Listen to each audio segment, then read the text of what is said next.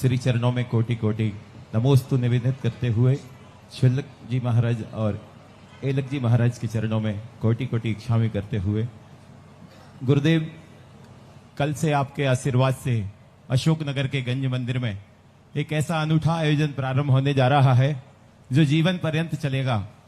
न जाने कितनी पीढ़ियां उस महा आयोजन में अपना भाग लेंगी। मेरी जिज्ञासा उसी को लेकर है। गुरुदेव गंज मंदिर जी में प्रारंभ होने जा रहे असीम कालीन भक्तांबर जी के पाठ से समाज को कौन से लाभ होने जा रहे हैं और इस असीम कालीन भक्तांबर जी से हम सबके जीवन में कौन सा परिवर्तन आने वाला है, कृपया मेरी जिज्ञासा का समाधान करें गुरुदेव। नमोस्तु। कल एक ऐसा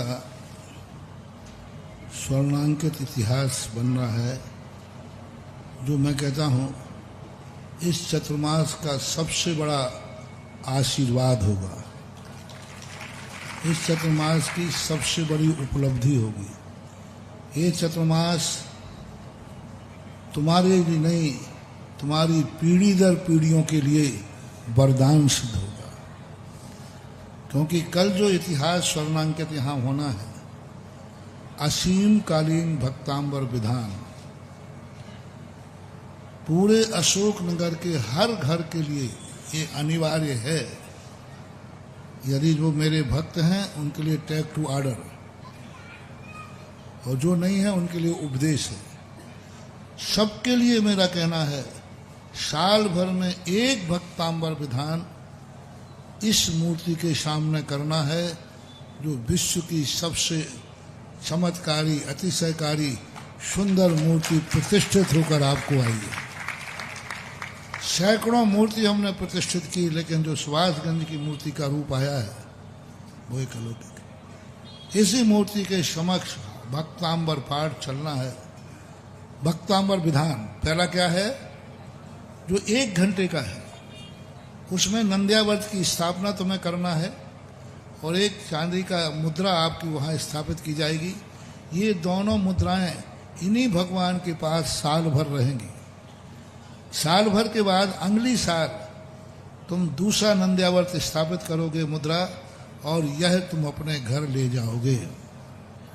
और ये पीढ़ी दर पीढ़ी, आपके समय नहीं, आपके मरने के बाद भी वह आपके तरफ से चलता रहना चाहिए। यानी जो तारीख आपकी फिक्स होगी वह तारीख तुम्हें हमेशा जीवन भर, पीढ़ी दर पीढ़ी, वह तारीख तुम्हें एक दिन ऐसा आएगा कि वो तारीख तुम्हारी सिद्ध तारीख हो जाएगी। कि हम अपने सुभाषगंज में, जैसे अभी थोबंजी में हुआ, तो थोबंजी में जैसे हुआ ऐसे यहाँ के आपका एक तारीख फिक्स करो। ऐसे नहीं कि जब फुर्सत हुई तब आ जाएंगे, नहीं, वो तारीख फिक्स होना चाहिए। जैसे जन्म की तारीख फिक्स है, शादी आदि की सालगिरह की फिक्स है, ऐसी भक्तांबर की तारीख भी फिक्स होना चाहिए। दुनिया में आप कभी जाते, भाई मैं कल कहीं नहीं जाऊंगा, मेरा जन्मदिन है, ऐसा करते ना आप लोग, और कार्यक्रम। ऐसे ही तुम कहो भाई मैं कहीं नहीं जाऊंगा, ये मेरे भक्तांबर की तारीख है। 1 घंटे का कार्यक्रम है, 9 से 10 बजे के बीच में सुबह सुबह आपको खुद परिवार सहित, रिश्तेदारों सहित बुला करके ठार से बड़े संगीत के साथ 1-1.25 घंटे का विधान कीजिए। पूरे 52 श्रीफल, 50 से 48 श्रीफल, 48 का 48, एक दो और लगते हैं भगवान के, 50-52 श्रीफल आपको प्रति जिस दिन आपकी बारी पड़े उसको आपको चढ़ाना है। इसके लिए तो मैं आदेश ही मानो तुम्हारे लिए कि पूरे अशोकनगर का, थूबंजी के लिए तो हमने सारे भारतवर्ष को आगाज किया है क्योंकि वो तो तीर्थ क्षेत्र है, लेकिन सुभाषगंज में जो है पूरा अशोकनगर को एक विधान साल में एक बार इनको इष्टदेव बना लीजिए, तो जितनी सुंदर मूर्ति आई है, ये मूर्ति तुम्हारी जिंदगी को भी उतनी ही सुंदर बना देगी। यह सही थी। अभी कल से शुरुआत हो रही है, तो कल पहले दिन कौन कौन भक्तांबर विधान करेंगे, पहले दिन कौन सा नंद्यावर्त स्थापित करेंगे, कौन मुद्रा स्थापित करेंगे, कल पहला दिन। वो तारीख उनकी जीवन पर्यंत, पीढ़ी दर पीढ़ी के लिए वो तारीख उनकी सिद्ध हो जाएगी। कोई कल 18 है, कोई 18, 19, 20 साल भर की अपनी तारीखें तय करो और कल से। दूसरी बात है, अब अखंड पाठ की जो बात आई, प्रत्येक अशोकनगर के व्यक्ति को एक नियम लेना है कि 24 घंटे में एक बार भक्तांबर पाठ करने हम गंज मंदिर के आदिनाथ के चरणों में जरूर जाएंगे। कब? 24 घंटे में कम से कम रात के 10 बजे दुकान बंद करके आओ, आप आइए, एक भक्तांबर पाठ पढ़ के घर जाइए। आप बाहर से आए हैं, भक्तांबर पाठ करके जाइए। आप बीमार में अस्पताल जा रहे हैं, भक्तांबर पाठ करके जाइए, एक भक्तांबर पढ़ लीजिए। आप देखना कुछ दिन के बाद, 6 महीने के बाद, ये मंदिर जहां अखंड भक्तांबर होगा इतना पावरफुल होगा कि बीमार व्यक्ति यदि घंटे भर वहां बैठ के चला जाए तो उसकी बीमारियां दूर हो जाएंगी। क्योंकि 24 घंटे जब भक्तांबर चलेगा तो इस मंदिर में एनर्जी हो जाएगी। कोई भी व्यक्ति बीमार आए, 10 मिनट वहां आके बैठ जाओ, एक भक्तांबर पाठ पढ़ो नहीं, सुन जाओ, बिल्कुल आराम से बैठाल दो उसको।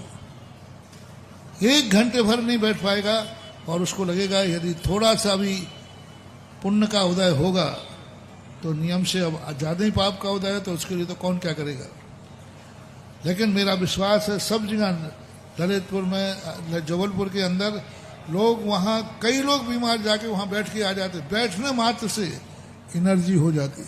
तो सब महिला, बच्चे, पूरे जबलपुर ललितपुर वालों को भक्तांबर कंठस्थ होगा। छोटे छोटे बच्चों को, बच्चों से भी कहो जाओ, यहाँ वहाँ घूमने की अपेक्षा एक बार भक्तांबर पाठ करके आओ। और 24 घंटे में एक बार भक्तांबर पढ़ना कोई ज्यादा कठिन तो नहीं है ना, मुश्किल से 15-20 मिनट लगेंगे, एक पढ़ जाओ, ज्यादा आपको नहीं। पर प्रत्येक घर को ये नियम बनाना है कि अशोकनगर में यदि मैं रहूंगा या रहूंगी, हाली बीमारी को छोड़कर एक बार भक्तांबर पाठ करने जरूर जाएंगे। मंडलों ने तो नियम ले ही लिए हैं कि मंडलों ड्यूटी पे जाएंगे, महिला मंडल और बच्चों के मंडल, सब ने ये अपनी ड्यूटी, कोई आवे या नहीं आवे, ये तो रहेंगे ही रहेंगे। रात की बच्चों ने ली है, दिन की महिलाओं ने ली है, लेकिन शेष लोगों के लिए है कम से कम 1 बार, 2 बार, 3 बार। और रिश्तेदार जो तुम्हारे यहाँ अशोकनगर वाले, उनको कहा यदि मेरी रिश्तेदारी में आए हो तो एक बार मेरे आदिनाथ भगवान के सामने भक्तांबर पढ़ के आइए, देखिए क्या होता है। बोले आप भक्तांबर पढ़ के आओ जब तक मैं चाय बनाती हूँ, ऐसे होते ना। आप भक्तांबर बना के पढ़ के आओ जब तक मैं भोजन, हाँ क्या बात है, रिश्तेदारों से ऐसा कहने में कोई बात है नहीं। यहाँ बैठे बैठे क्या कर रहे हो, जाओ भक्तांबर पढ़ के आओ। देखो उन रिश्तेदारों तक भी तुम्हारे भक्तांबर की एनर्जी अतिशय पहुंचेगा देवी। पर तुम्हें नियम लेना है कि हमारे यहाँ कोई रिश्तेदार आया, यदि वो घंटे, 2 घंटे, 4 घंटे रुकता है, एक बार उसे हम मंदिर में जरूर भेजेंगे। वो कहें भक्तांबर पाठ मुझे नहीं आता है, कोई बात नहीं, 10 मिनट वहां बैठ के आ जाओ, सुन के आ जाओ। वो कह सकते कि हमें भक्तांबर पढ़ना, तो आप कहते आप जाके बैठ जाइए और सुन के आ जाइए। इसका लाभ जो मैं कह रहा हूं, इसको सुरक्षित रख लेना कैसेट को, और जैसे जैसे समय बीतता जाए वैसे वैसे इस कैसेट के शब्दों को प्रैक्टिकल देखना कि जो महाराज ने कहा था वह होने लगा है। क्योंकि मैं सब चीज का प्रैक्टिकल करके, पर्पस में तुम्हें परेशान करना मेरा उद्देश्य नहीं है, मैंने इसके लाभ देखे हैं इसलिए मैं कह रहा हूं। इसलिए कल से इतिहास, तो कल सुबह से दूसरा कार्यक्रम भी है।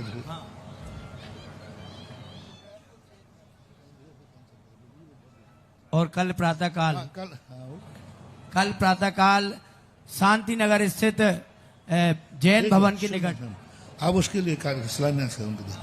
तो कल सुबह 7 बजे यहाँ से शिलान्यास, जो ब्रह्मचारिणी बहनें अपने प्लाट भेजे हैं वहाँ पर पाठशाला भवन और साधना केंद्र, इनका शिलान्यास होगा। वहाँ से आने के बाद फिर यहाँ पर प्रवचन होगा। प्रवचन के बाद भक्तांबर श्लोक मैं शुरू कराऊंगा, पहला भक्तांबर पाठ को मैं शुरू करा दूंगा, और विधान भी शुरू होगा, भक्तांबर पाठ भी शुरू होगा। और कल के बाद फिर यहाँ अखंड भक्तांबर, यह मंदिर के दरवाजे अंदर से बंद होंगे, कल से बाहर से बंद नहीं होंगे।